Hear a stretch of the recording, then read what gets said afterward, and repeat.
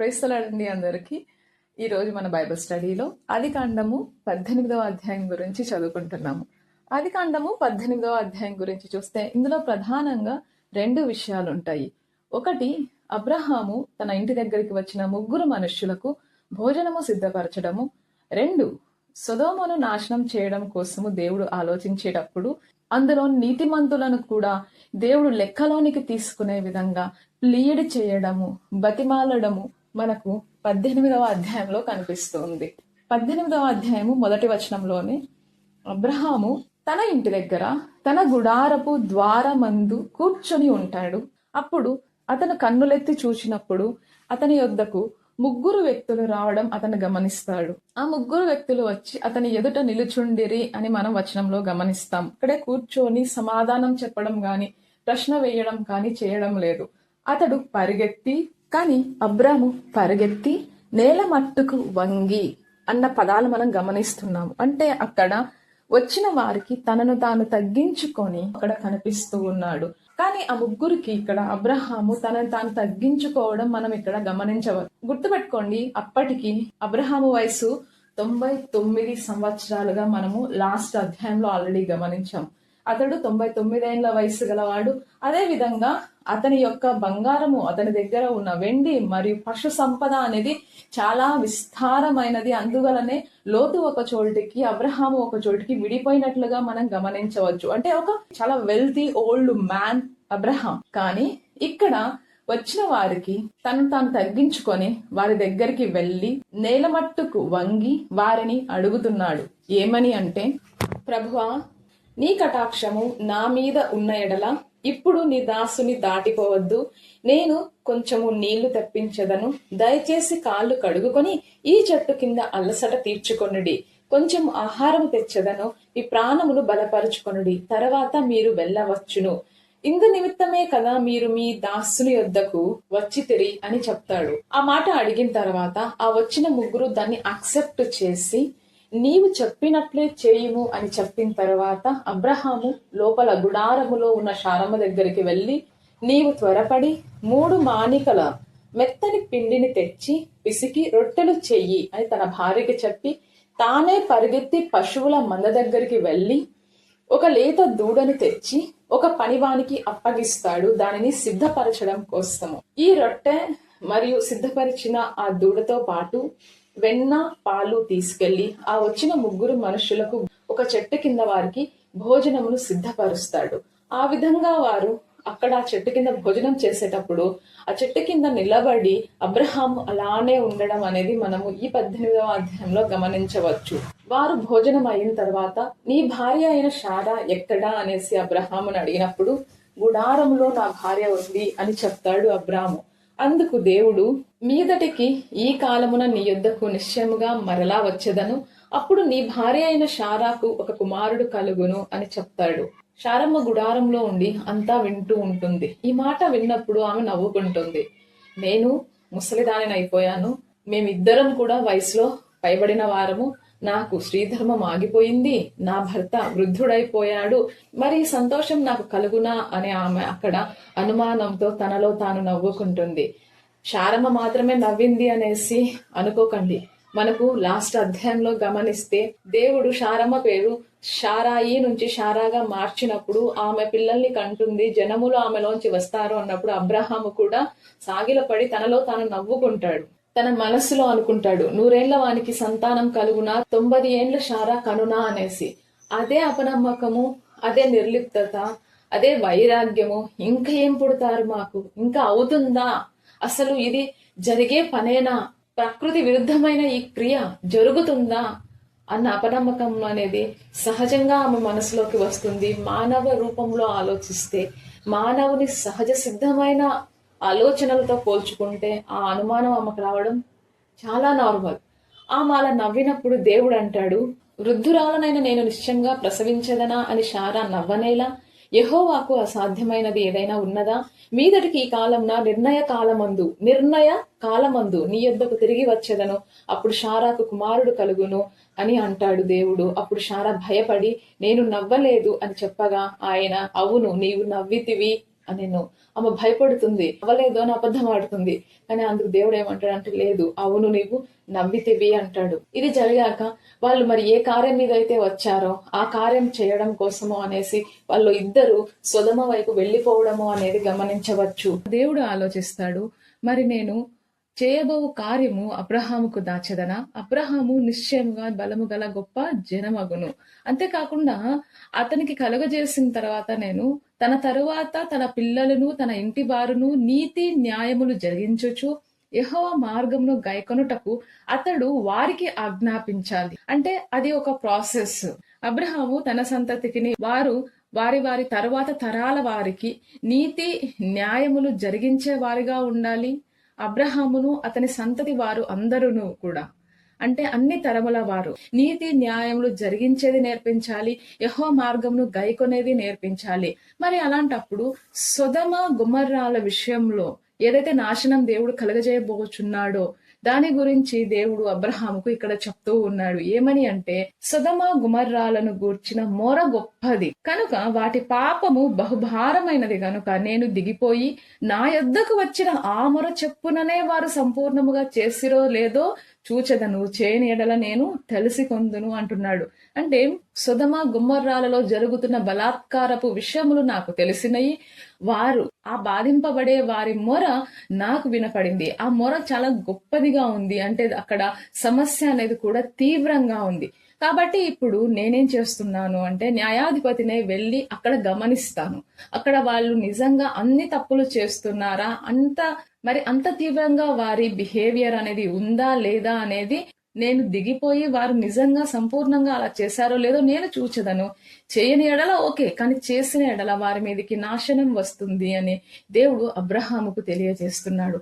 తెలియజేసినప్పుడు అబ్రహాము, అంతకు ముందు మనం ఒక్కసారి ఆలోచిస్తే సొదమ గుమర్రాల విషయంలో ఒక వచనం మనం 13వ అధ్యాయంలో గమనించవచ్చు. సొదమ ప్రజలు ఎలా ఉన్నారు అంటే, యెహోవా దృష్టికి వాళ్ళు దుష్టులను బహు పాపులై ఉన్నారు అని ఒక చోట కనిపిస్తుంది.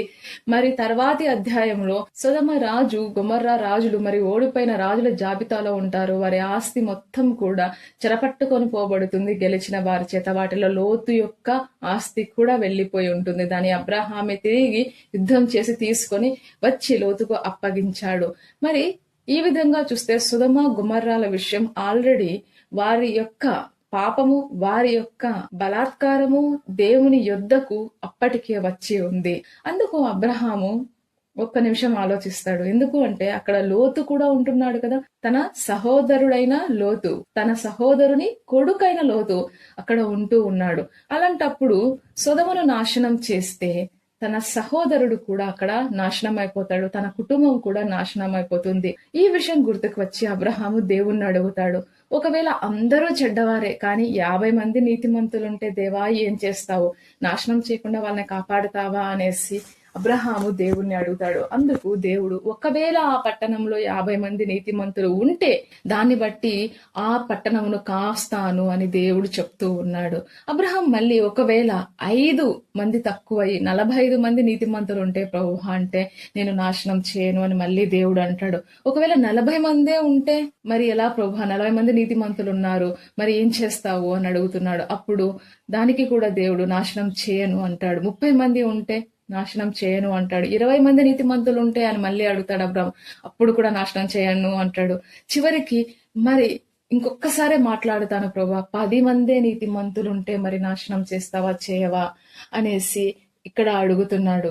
ఒకవేళ అక్కడ 10 మందే కనబడుదురేమో అనినప్పుడు ఆయన ఆ 10 మందిని బట్టి నాశనము చేయక ఉంటాను అనేసి అబ్రహాముకు దేవుడు చెప్పి అక్కడ మాటలాడుట చాలించి వెళ్లిపోయాను అని కనిపిస్తుంది. అబ్రహాము తన ఇంటికి తిరిగి వెళ్ళాను అన్న పదాలతో మనకు 18వ అధ్యాయము అనేది ముగుస్తూ ఉంటుంది. మరి ఈ 18వ అధ్యాయం నుంచి మనం నేర్చుకోగలిగిన విషయాలు ఏమిటి? ఈ అధ్యాయంలో మనకు ప్రధానంగా కనిపించేది అబ్రహాము యొక్క ఆతిథ్యము మరియు అబ్రహాము యొక్క తగ్గింపు.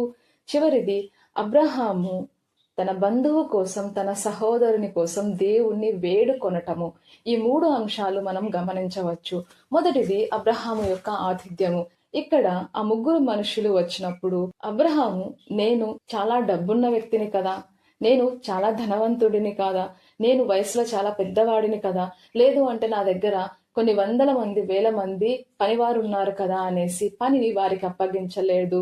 తన చేతులతో తనే స్వయాన వారికి ఆతిథ్యం అనేది ఇవ్వడం ఇక్కడ మనం గమనించవచ్చు. వారు భోజనం చేసేంత వరకు కూడా ఆయన నిలుచుని ఉన్నాడు. ఆయనే వెళ్లి పశువుల మందకు ఆ లేగ దూడను పనివానికి అప్పగించి వచ్చాడు. ఇక్కడ మనకు అబ్రహాము యొక్క ఆతిథ్యము అనేది ఎలా ఉంది అనేది తెలుస్తోంది. రెండవ విషయము అబ్రహాము యొక్క తగ్గింపు. మనకు 2వ వచనం చివరిలో వారిని ఎదుర్కొనుటకు పరిగెత్తి నేల మట్టుకు వంగి అని కనిపిస్తుంది. అంటే అక్కడ తనను తాను తగ్గించుకొని అబ్రహాము మాట్లాడుతున్నాడు. తరువాత 8వ వచనం మధ్య భాగం నుంచి తాను సిద్ధము చేయించిన దూడను తెచ్చి వారి ఎదుట పెట్టి వారు భోజనము చేయుచుండగా వారి యొద్ద ఆ చెట్టు క్రింద నిలుచుని ఉండెను అని ఉంటుంది.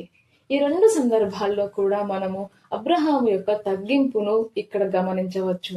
తర్వాత అబ్రహాము తన సహోదరుని కోసం దేవుణ్ణి వేడుకొనడం, ఇది మనకు 23వ వచనం నుంచి చివరి దాకా కనిపిస్తుంది. సొదొమలోనే లోతు అతని కుటుంబము నివసిస్తూ ఉంది. మరి దేవుడు అక్కడ వారి ప్రవర్తన ఎలా ఉందో గమనించి దానిని నాశనం చేయుటకు మనుషులను అక్కడికి పంపి ఉన్నాడు, దూతలను అక్కడికి పంపి ఉన్నాడు. మరి వారితో పాటు ఎక్కడ లోతు అతని కుటుంబం కూడా నాశనం అయిపోతుందో అని దేవునికి మొరపెట్టుకుంటున్నాడు అబ్రహాము. ఏమని అంటే, దేవా, ఒకవేళ 50 మంది అక్కడ ఆ ఊరిలో ఆ పట్టణంలో మరి నీతిమంతులుంటే మరి వాళ్ళని నశింపకుండా నువ్వు కాస్తావా అని అడిగితే దేవుడు కాస్తాను అంటున్నాడు. మరి 45 మంది ఉంటే అంటే దేవుడు నశింప చేయను అంటున్నాడు. 40 మంది ఉంటే, 30 మంది ఉంటే, 20 మంది ఉంటే, 10 మంది ఉంటే ప్రభువా అని అంతగా ఎందుకు అడుగుతున్నాడు అంటే, అక్కడ ఒకవేళ నీతిమంతుడు ఎవరైనా ఉండి ఆ వినాశనంలో ఆ దేవుని ఉగ్రతలో వారు ప్రాణాలు కోల్పోకుండా వారిని రక్షించడానికి అబ్రహాము ఇక్కడ దేవుణ్ణి తన సాటి సహోదరుల కోసం వేడుకోవడం మనం ఈ 18వ అధ్యాయంలో గమనించవచ్చు. మరి అదే విధంగా మనము కూడా ఉందామా? మన సాటి సహోదరుల కోసం ప్రార్థిద్దామా? మన సాటి సహోదరుల కోసం దేవుణ్ణి వేడుకుందామా? మరి మన సహోదరుల కోసం, మన సహోదరుల కోసం కూడా మనం ప్రార్థన చేద్దామా? అదే విధంగా తగ్గింపు స్వభావంతో మరి మనము మన జీవితాన్ని కొనసాగించాల్సిన వారముగా ఉంటున్నాము. ఎందుకు అంటే, మొదటి వారుగా ఉండాలి అనుకునేవారు కడపటి వారుగా ఉండాలి, సేవకులుగా ఉండడానికి సిద్ధపడి ఉండాలి మనము. కాబట్టి మనం ఆ విధంగా ఉంటూ క్రీస్తు అనే గురి యొద్దకు మనం పరిగెడుతూ మన జీవితాన్ని ఆయనకు ఆయాసకరమైన వాటి నుంచి అన్నిటి నుంచి దూరంగా ఉండి ఆయనకు అంగీకారం అయ్యే విధంగా మన జీవితాన్ని మనం జీవించులాగున, ఆ జీవించే విధానం మనకు తెలియదు, కానీ దానికి కూడా మనం ఆధారపడాల్సినది ఎవరి మీద అంటే దేవుని మీద మాత్రమే ఆధారపడగలము. ఆయన్ని అడుగుదాం, దేవా, మంచి ఏదో చెడ్డ ఏదో నాకు తెలీదు, ఈ నిర్ణయం కరెక్ట్ అవునో లేదో నాకు తెలీదు, ఈ వ్యక్తి నా జీవితంలో సరైన వాళ్ళు అవునో కాదో నాకు తెలీదు ప్రభువా, మరి నా నిర్ణయంలో నీ పాదాల ముందు ఉంచుతున్నాను తండ్రి. మరి సరైనది అయితే అది నా జీవితంలో నిలబడే విధంగా మరి నీ కార్యంలో నా జీవితంలో జరిగించు ప్రభువా. సరైనది కాదు అయితే, నీ చిత్తము దానిలో లేకపోతే మరి దానిని నా నుండి, నా జీవితం నుండి తొలగించుము తండ్రి అని మనస్ఫూర్తిగా ప్రార్థన చేద్దాం. మన దేవుడు తన బిడ్డల ప్రార్థనలు ఆలకించే దేవుడు, వాటికి జవాబిచ్చే దేవుడై ఉంటున్నాడు. కనుక ప్రార్థిద్దాము, తప్పకుండా జవాబులు పొందుకుంటాము అన్న నమ్మకంతో ప్రార్థిద్దాము. ఆయన మాటను వెదకుదాము, ఖచ్చితంగా అది మనకు దొరుకుతుంది. ప్రేమ నమ్మకం గల మా ప్రియ పరలోకమందున్న మా ప్రభువా, ఇంతవరకు నీ రెక్కల కింద మమ్మల్ని కాచి కాపాడి ప్రభువా, మరి ఈ విధంగా నిన్ను ఈ రోజు స్తుతించుటకు, ఘనపరచుటకు మాకు ఇచ్చిన అవకాశమును బట్టి, భాగ్యమును బట్టి వేలాది వందనములు, స్తుతులు, స్తోత్రములు ప్రభువా. ఏ విధంగా అయితే ప్రభువా ఆ రోజు తగ్గించుకున్నాడో, తను నీకు ఆతిథ్యం ఇచ్చే భాగ్యమును పొందుకున్నాడో, అందుని బట్టి నీకు వేలాది వందనములు, స్తుతులు, స్తోత్రములు తండ్రి. మరి మమ్మల్ని మేము తగ్గించుకొని జీవించే భాగ్యమును మాకు ప్రసాదించుము తండ్రి. మా మనస్సులో ఎప్పుడైనా సరే ప్రభా మమ్మల్ని మేము హెచ్చించుకునే సందర్భములు, సమయాలు, మనుష్యులు మరి మాకు కలిగిన ఎడల వాటి నుంచి మమ్మల్ని తప్పించుమని, వాటి నుంచి మమ్మల్ని పక్కకు తొలగించుమని, వాటిని మా జీవితంలోంచి పక్కకు తొలగించుమని, నీ యందే మేము అతిశయించులాగున ఈ లోకపరంగా దేని వలన కూడా మాకు అతిశయం అనేది కలగకుండా ప్రభా మరి మమ్మల్ని ఆశీర్వదించమని అడిగి వేడుకుంటున్నాను తండ్రి. అదేవిధంగా ప్రభా అబ్రహాము ఏ విధంగా ఇక్కడ తన సహోదరుని కోసం వేడుకుంటున్నాడో, ఆ విధంగానే మేము మా సహోదరుల కోసం నిన్ను వేడుకునే మనసును మాకు దయచేయమని అడిగి వేడుకుంటున్నాం తండ్రి. అంతేకాకుండా తండ్రి, నీకు ఆయాసకరమైనవి కాకుండా నీకు అంగీకారములే మేము మా జీవితంలో చేయలాగున, మా రోజులో మేము చేయలాగున మమ్మల్ని నడిపించమని అడిగి వేడుకుంటున్నాం ప్రభా. మరి ఎన్నో ప్రతికూల పరిస్థితులు, మాకు తెలియని సందర్భాలు ప్రభా మాకు ఈ రోజు ఎదురయ్యే అవకాశం, మరి వాటన్నింటి నుంచి నీవే మమ్మల్ని తప్పించుమని, మేము ఏ దారిని నడవాలనో మాకు తెలుపుమని, మేము ఏమి మాట్లాడాలనో మాకు తెలుపుమని, మా ఆలోచనలకు నీవే కర్తవై ఉండుమని, మమ్మల్ని విడువకుమని, మమ్మల్ని ఎడబాయకుమని యేసుక్రీస్తు అతి పరిశుద్ధ నామమున మిమ్మల్ని మిమ్మల్ని అతి మిక్కిలిగా అడిగి వేడుకుంటున్నాను నా ప్రియ పరలోకమందున నా ప్రభువా. Amen. Thank you so much for watching. See you tomorrow.